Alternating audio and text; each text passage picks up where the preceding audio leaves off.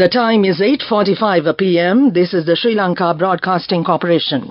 Here is the news edited by Dilini Gunawardena and read by Tilani Pires. The headlines. The President calls for regional collaboration in climate change mitigation efforts. The health trade unions temporarily postpone the strike planned for tomorrow.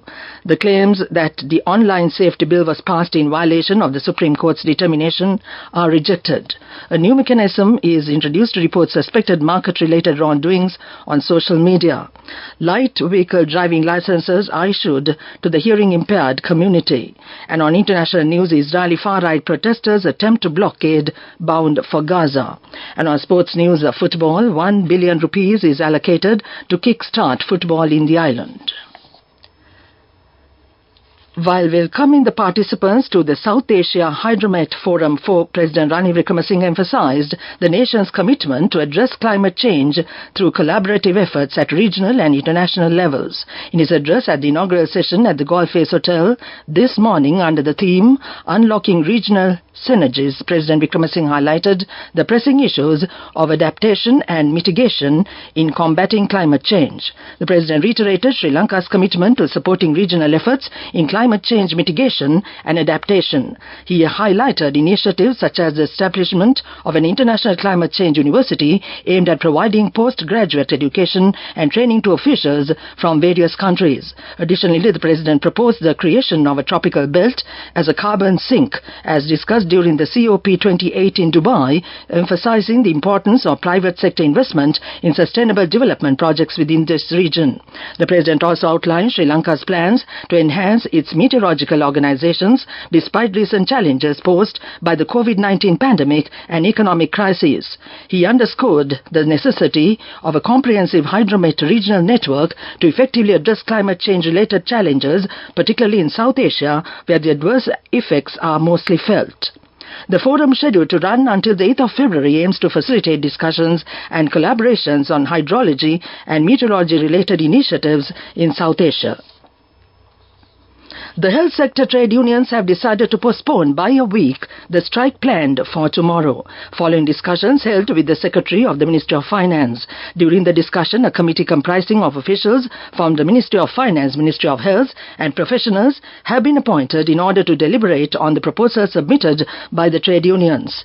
The convener of the Health Trade Union Alliance, Chanaka Dharma Vikrama, said the committee will take measures to deliver a stable response with regard to the issue within the next week, expressing that they will closely monitor the decisions of the committee. The Health Trade Union Alliance also stated that if the committee deliberately delays providing proper solutions to their issues, they will resort to the planned trade union action. MP Kelly Rambukwala has tendered his resignation as the Minister of Environment. Accordingly, he has submitted his letter of resignation as the Minister of Environment to President Ranil Wickremesinghe, who has accepted the resignation. The government printer, Mrs. Gangani Lianage, said the Gazette notification confirming the resignation of Minister of Environment, Kelly Rambukwala, has been published. This news broadcast comes to you from the Sri Lanka Broadcasting Corporation. The Speaker's office has deemed a recent report surrounding much disputed online safety bill as ill-informed and baseless, while rejecting claims that the bill was passed in violation of the Supreme Court's determination. Issuing a clarification to the public in response to allegations regarding the passing of the bill, the Speaker's office highlighted that due to the legislative process of the Parliament involving both the Attorney General's Department and the Legal Draftsman Department, it is unlikely that a bill would be passed in violation of the determination of the Supreme Court. The statement said that there is no opportunity to act in a manner that is not in accordance with the Supreme Court determination regarding a bill or in violation of the Constitution. The statement further provided a detailed explanation of the due process followed when passing a bill and its process of enactment in a bid to set the record straight and to prevent the public from being duped. Thus, the Speaker's office assured that while the online safety bill was passed in accordance with the Supreme Court's determination, those parliamentarians who still claim otherwise are urged to specifically mention that recommendations were ignored so that the relevant authorities could respond to these allegations accordingly. A new mechanism has been introduced by the Securities and Exchange Commission of Sri Lanka, SEC, to report suspected market-related wrongdoing on social media. With the rapid evolution of communication channels and the increase of social media influence in the financial markets, SEC has recognized the need for proactive measures to identify and address potential social media wrongdoings that may impact investors and market stability. Considering these developments, the SEC has launched a dedicated web page to report suspected market-related wrongdoings on social media. This new online web page, accessible through the SEC's official website, offers a user-friendly, confidential and streamlined process for submitting information related to potential market manipulation, fraudulent activities and other security-related misconduct.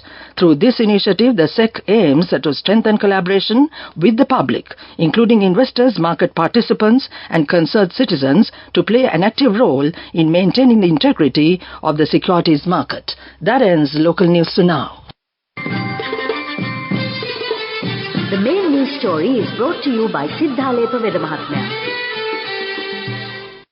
The Cabinet of Ministers has approved a resolution to issue light vehicle driving licenses to hearing-impaired persons island-wide on a biannual renewal basis. Previously, a pilot project was carried out to issue light vehicle driving licenses to the hearing-impaired community in the Gampaha district in accordance with the Cabinet resolution on the 14th of November 2022. At the Cabinet meeting held yesterday, a proposal tabled by Minister Dr. Bandula Gunawardena received the approval to expand the project across the country based on the results of the pilot project and the recommendations provided by the Transport Secretary-chaired committee appointed for the implementation of the project. That was the main news story. The main news story was brought to you by Sinhala.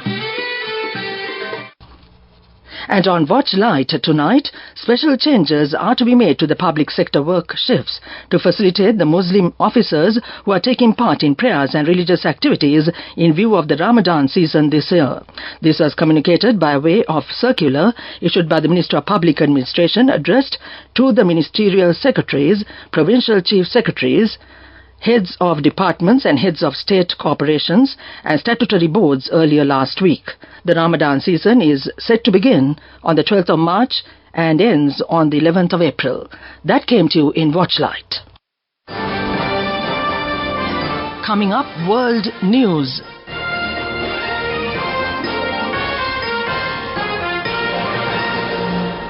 World News headlines first. The Israeli far-right protesters attempt to blockade bound for Gaza.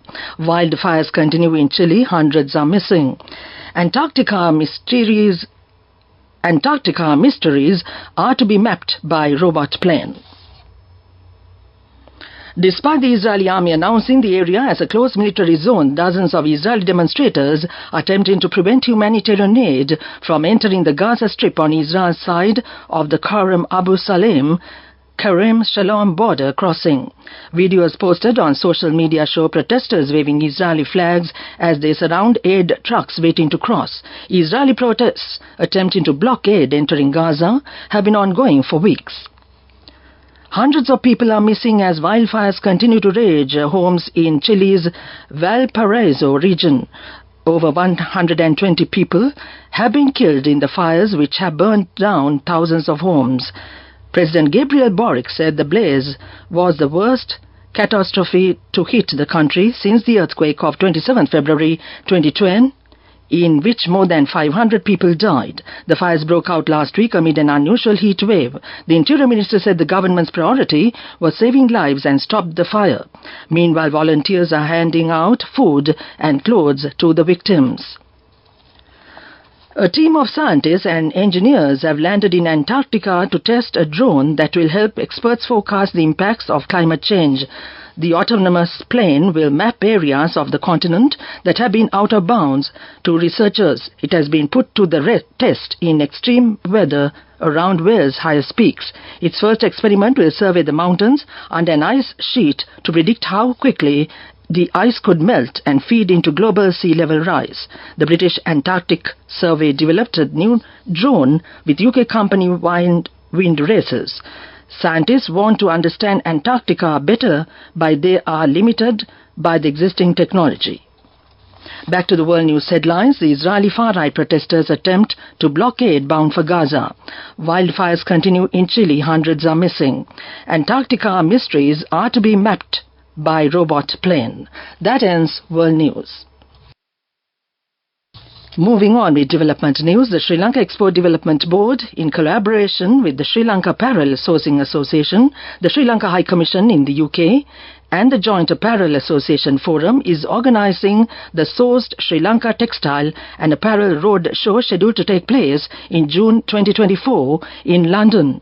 This event, set to take place in early June in the City of London, will feature 50 exhibitors and is expected to attract a diverse audience of 1,000 foreign buyers and Sri Lankan trade visitors. The collaboration aims to establish new connections and strengthen existing ties with UK buyers in order to reach a historic milestone for Sri Lanka's apparel export industry. That came to you in development news. Moving on with sports news. And it's football tonight. Sports football. The president of the Football Federation of Sri Lanka, Jaswa Umar, revealed a staggering 1 billion rupees has been allocated to restart football in Sri Lanka. Speaking at the Football Forward Sri Lanka 2024 to 2027 strategic plan at the Extraordinary Congress held in Negombo, he stressed never in the history of football in Sri Lanka has such a huge amount of funds been allocated to boost the game with a strategic plan. The FIFA Forward OPEX fund drew the main attention out of the entire funding, which amounted to over 720 million rupees. The AFC Enhanced program will infuse the second largest funding with 128 million rupees. The 1 billion rupees funding will be spent on 15 various projects. That ends sports news. Go ekak thiyana youth eකට life එකේ change එකට නියමෙට set වෙන්න ඇස් වහගෙන දැකපු හින හැබැ කරන්න youth එකට නියමෙට set වෙන friendship එක මෙන්න. The all new NSB Ithru Mithru account, NSB IM, a plan for your dream. Business News, sponsored by National Savings Bank, the safest place for your money. The Sri Lanka Insurance Corporation has officially entered into a new chapter with the legal segregation of its life and general insurance businesses. The monumental decision, in compliance with the regulatory framework set by the Insurance Regulatory Commission of Sri Lanka, IRCSL, took effect from the 1st of February. That was Business News. Business News, sponsored by National Savings Bank, the safest place for your money. Go ekak thiyana youth එකට life එකේ change එකට නියමෙට set වෙන්න ඇස් වහගෙන දැකපු හින හැබැ කරන්න youth එකට නියමෙට set වෙන friendship එක මෙන්න. The all new NSB Ithru Mithru account, NSB IM, a plan for your dream. Cathay Pacific Airways recommenced passenger flight operations to Sri Lanka recently using an Airbus 330-300 aircraft. According to their new flight schedule, flight operations will be carried out 3 days a week, including Tuesday, Thursday and Saturday. The airline had temporarily stopped flight operations in March 2020 due to the global pandemic situation. That came to you in economic news. And finally, the weather report. Mainly fair weather will prevail over the island. There is a possibility of ground frost at some places in the Nuwara district during the early hours of the morning. Misty conditions can be expected at some places in the central, Sabaragamuwa, Western and Uva provinces and in the Galle and Matara districts during the morning hours.